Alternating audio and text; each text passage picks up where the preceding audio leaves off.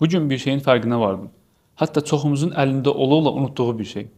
Dəqiq bilirəm ki, bunu tək sözlə ifadə eləmək olmayacaq. Bəlkə buna baxsaq daha yaxşı anlaşılacaq.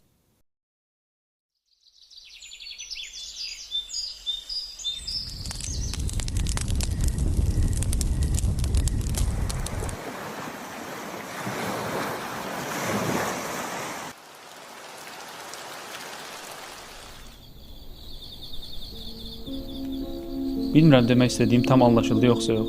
Amma bizə verilən nemətləri unutduğumuzun artıq fərqinə varmalıyıq. Məsələn, adicə görməyin nə qədər böyük nemət olduğunu nə zaman düşünmüşük?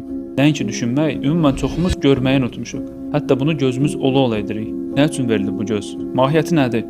Ondan onun verilmə məqsədi üçün istifadə edə bilirəm. Baxın, elə bu dəqiqə dünya üzərində elə hadisələr baş verir ki, əgər dünyaya heç bir şey bilməyən şuurlu bir varlıq bir anda qoyulsaydı, gördükləri qarşısında çaşıb qalardı. Gözünü açır görür ki, dünyanın bir tərəfindən böyük bir işıq çıxardılır. Sanki hər yer anidən rənglənirmiş kimi aydınlanır. Bu işığın günün fərqli zamanlarında durmadan rəngi mükəmməl şəkildə dəyişdirilir. Bununla birgə dünyada yaradılmış hər şeyin rəngini ortaya çıxardır və batır. Batmasının ardından sanki yeni bir aləmə keçid edilmişik kimi, işıqlı bir aləmdən göy üzü ay və ulduzlarla bəzənmiş səssiz, qaranlıq bir aləmə keçid edirik. Bir gün baxırıq, göydən bir-birinə toxunmadan, bizə zərər vermədən narın damlalar düşürülür. Bu səbəblə yerdən balaca bir toxumdan minlərlə sənətli, rəngli, gözümüzə oxşayacaq, hətta bizə saysız faydası olan şeylər bizə göstərilməyə başlayır. Yerdən bitən ən sıravi gördüyümüz bir şey belə mükəmməl sənətli bir şəkildə ortaya çıxardılır. Sanki bunlar yetərli deyilmiş kimi gözümüzü çevirib baxırıq, göydən ağ qar dənələri yağdırılır. Bütün hər yer bir anda sanki nağıllar aləminə çevrilir. Bir baxırıq buludlar ordu kimi topladılır. Sanki əzəməti, böyüklüyü göstərilmişcəsinə gürültü səsi eşidilir. Gürültünün ardınca gələn o mükəmməl insan damarına bənzəyən işıq.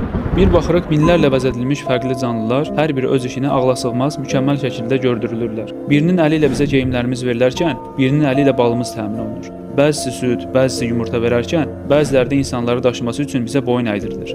Bunlar kimi saymaqla bitirə bilməyəcəyimiz minlərlə fəaliyyət. Həmin bu dünyaya yeni gələn şuurlu varlıq kimdir bu qədər qüsursuz yaradılışın sahibi? Mən bura hardan gəldim, hara gedəcəm, bura nə məqsədlə göndərilmişəm deyə onu ora göndərən yaradıcısını, Rəbbini tanımaq istəyəcək. Əsərlərini gördükcə, öyrəndikcə ona daha da yaxınlaşacaq. Görmək kimi minlərlə nemətin dəyərini anlayacaq və Allahı anmadan, bu nemətlərə şükür etmədən bir an belə keçirməyəcək. Çünki şükür neməti ziyadələşdirir, qafləti qaçırır. Bu gün əgər biz gözümüzdən sadəcə baxmaq üçün istifadə etsək, Allahın yaratmaqdakı məqsədini, hikmətini, sənətini, qüsursuzluğunu görməsək, indiyənə kimi yaradılış məqsədini bilməyən, mənasız şəkildə yaşayıb getmiş milyonlarla insanlardan biri olacaq. Onların gözləri var, onunla görməzlər ayəsində keçən topluluqdan olma ehtimalımız var. Qarşımızda 60-70 il, bəlkə də daha qısa qalan bir həyatımız var. Var gücümüzlə çalışmalıyıq ki, bütün bu mənaları cüzi də olsa anlamadan bu dünyadan köçdüyümüz bir həyat ilə axirətdə qarşılaşmayaq.